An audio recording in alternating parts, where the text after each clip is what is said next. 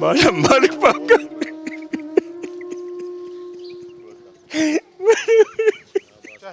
کہ کسی معصوم بچے کو مارنے سے بچانے والا نوجوان خود ہی اس دنیا سے رخصت ہو جائے. بتایا کہ وہاں پر بچے آپس میں لڑ رہے تھے.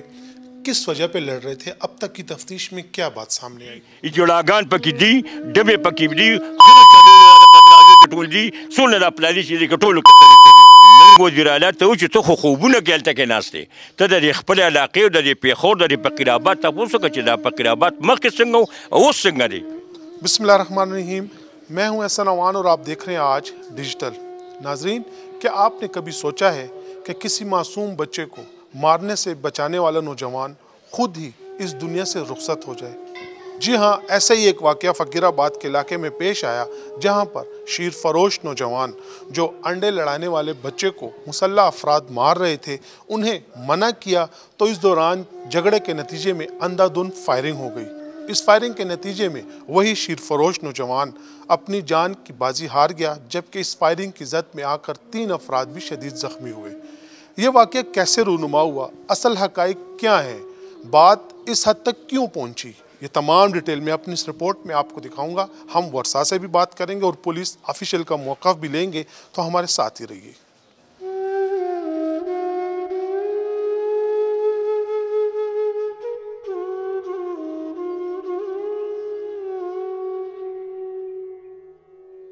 جی ناظرین، اس وقت میرے ساتھ موجود ہیں مقتول حمزہ کے دادا. آئین سے بات کرتے ہیں. کاکا اللہ پاک دیت لاول تاسو صبر در کی دارا تو تاسو نوم سره او دا واقع څنګه شوی؟ دا زما جی زما نوم اجي کې سرخان دی او دا زمان وسی دی. دا واقع دا ما حمزه راغی کور ته چې ما له دغه تګې کسان دي او واته کسان دي او زه په لاره تلم، ما پورې ولګېدل نو ما له چې کوم دی نو ګزار راکړ. بیا وی چې زه ورپسې ورځم. موږ ورته وی چې نه بچیه جنګ له مه ورځه، موږ به بیا تپوس کړو چې دا څوک دي، ولې دا څه چل دی.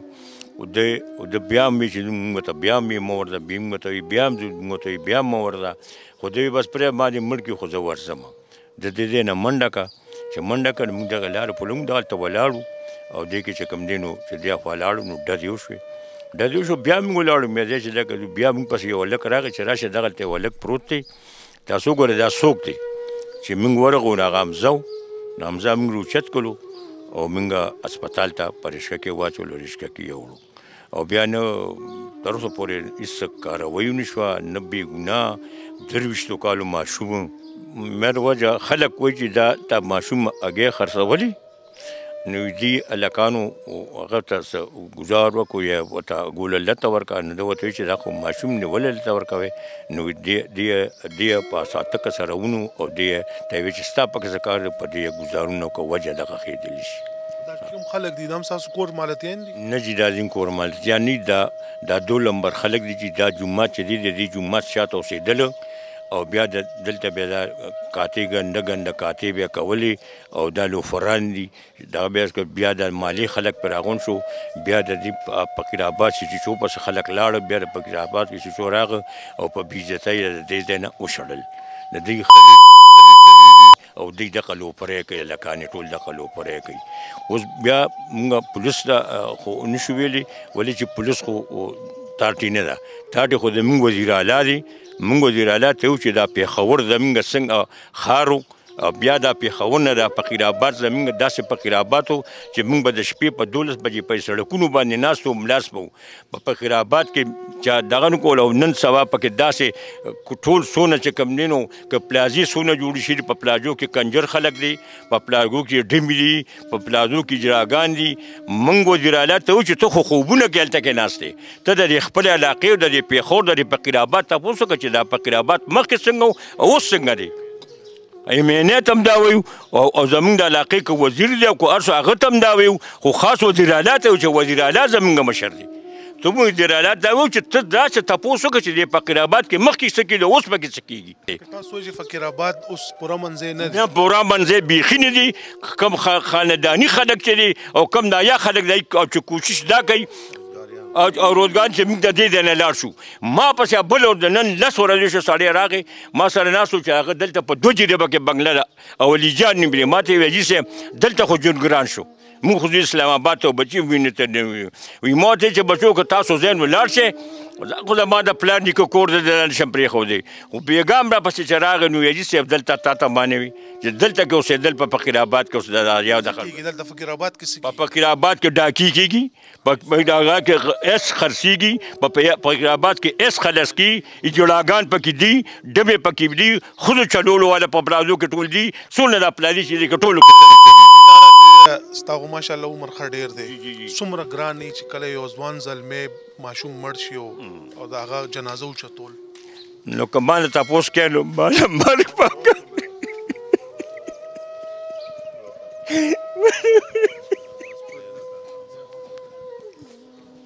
چې ما له زینا چې زما یې په چکونو وخورم سمال داسې بس ایستلی دي او د شپږو اتو میاشتو ماشومه لور چې پاسې شوې ده او بې ګناه بې خطا بې ښې بې بدې او تپوس نشته ما پسې پولیس راځي ما له تپوس کوم هغه نه نیسي هغه نه نیسي ته هغه نه نیسي او ما پسې راځي ما خو خپل ډګې دا کړي چې څو ما پسې که پولیس مرجع پې ځان باندې خو پولیس والا مولمه ته ما پسې راځي لکه تاسو پولیس نه مطمئن نه یې نو مطمئن څنګه تر څه پورې نه وي هغه دا بس ما پسې راځي چې ته راشه کم کسان لګېدلي او دا پکې ستا پوټي راغلي دا پکې د پلار پوټي راغلي ته د پلار پوټي د زوی چې مري پلار به نه ځي زوی چې مري نو پلار به نه ځي پلار به ولاړ پرې چې مړ شي او خال واشي بیا به دې راځي نو بیا به پورته کوړو زوی به پلار به نه ځي پلار به ټوپک نه وړي پلار به څه کوي تاسو ووایه پلار به څه کوي تاسو لکه د وینا مقصد دا دی چې پولیس الټو ستاسو تنګۍ لګیا دي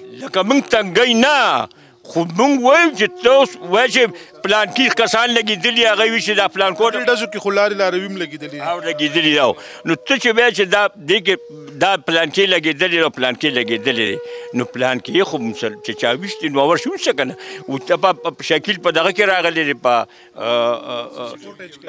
کې راغلی نو مې د شکیل پلا زوی چې مري هغه به څه کوي تا دا ثواب به ولاړي او پرې چې مړي کړي نو بیا به راځي که نه هغه ټایم کې به پرې ما دې مړ کړي زوی د پاسې خو به ځي که نه خامخا به ځي که نه که به نه ځي اوس موږ او دا موږ وزیر اعلی صاحب ته وایو او د دې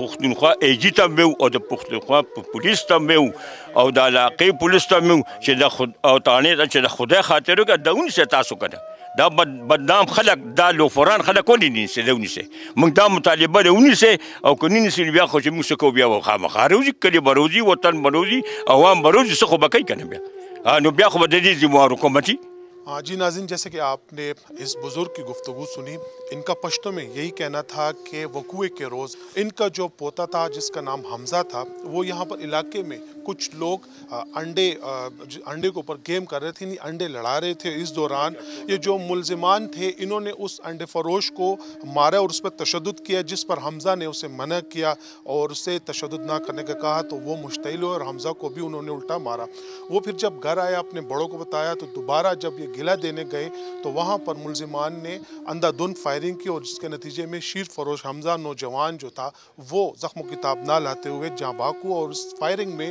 تقریباً 3 راہگیر بھی زخمی ہوئے ہیں اس بزرگ کا یہی مطالبہ ہے آئی جی خیبر پختونخوا سے وزیر اعلیٰ خیبر پختونخوا اور دیگر جو اعلیٰ حکام ہیں ان سے انہوں نے پرزور مطالبہ کیا ہے کہ قاتلوں کو جلد از جلد گرفتار کیا جائے اگر قاتل گرفتار نہ ہوئے تو وہ قانون اپنے ہاتھ میں لے کر یہاں پر بھرپور احتجاج بھی کریں گے اور اپنی مدد آپ کے تحت وہ پھر اس ملزموں کے خلاف اقدامات اٹھائیں گے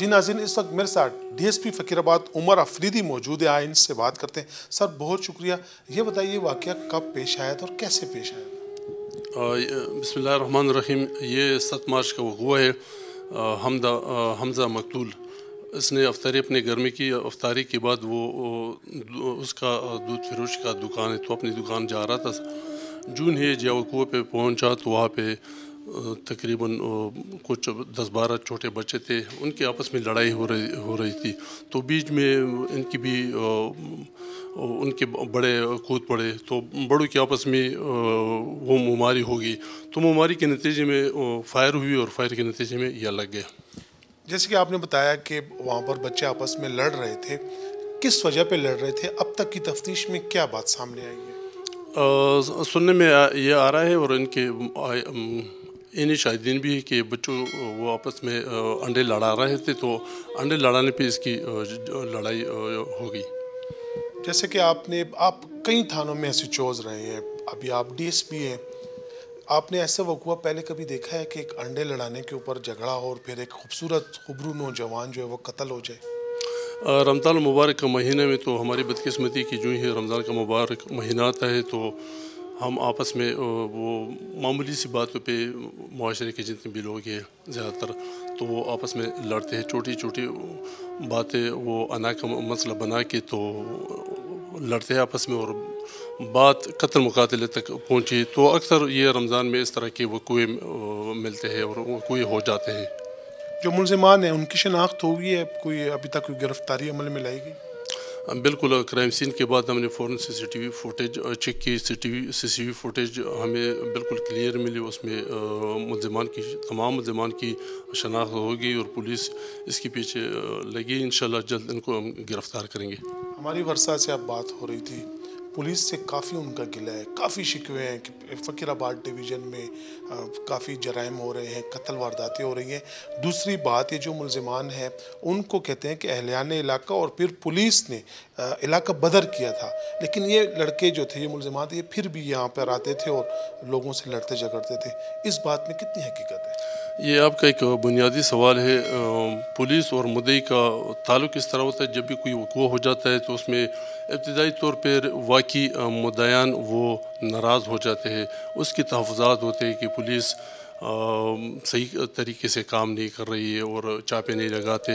हालांकि पुलिस वक़ुए के शुरू होने से जो ही कोई वक़ुआ हो जाता है तो उस वक्त से लेकर मुलज़िमान की गिरफ़्तारी तक मुख्तलिफ़ तरीक़ों से पुलिस अपना तफ्तीश भी कर रही है, चापे भी लगा रही है, लेकिन मुद्दई को या कंप्लेंट पार्टी को तब उनकी तसल्ली हो जाती है जब उनका काम 100% हो जाए। तो वाकई बिल्कुल ये एक नौजवान कत्ल हुआ है, लाजमी बात है उनकी तहफ़्फ़ुज़ात होंगे, पुलिस से इनकी गिले शिकवे होंगे, लेकिन पुलिस अल्हम्दुलिल्लाह वो ख्वारी कर रहे हैं। मैं ख़ुद उनको लीड कर रहा हूँ, अपनी टीम को लीड कर रहा हूँ। जहाँ भी इंफॉर्मेशन मिल जाती है तो बिल्कुल हम चापा भी लगाते हैं वहाँ पे और उनको ढूंढ के कहीं से भी इनको हम निकालेंगे, इंशाल्लाह इनको जल्द अज जल्द गिरफ़्तार करेंगे। नाज़रीन, ये सिर्फ़ एक कत्ल नहीं बल्कि हमारे माशरे में अदम बर्दाश्त की अक्कास करता है। आखिर हम कब बर्दाश्त और सबक सीखेंगे? अगले प्रोग्राम तक इजाज़त दे और देखते रहिए जुर्म दास्तान।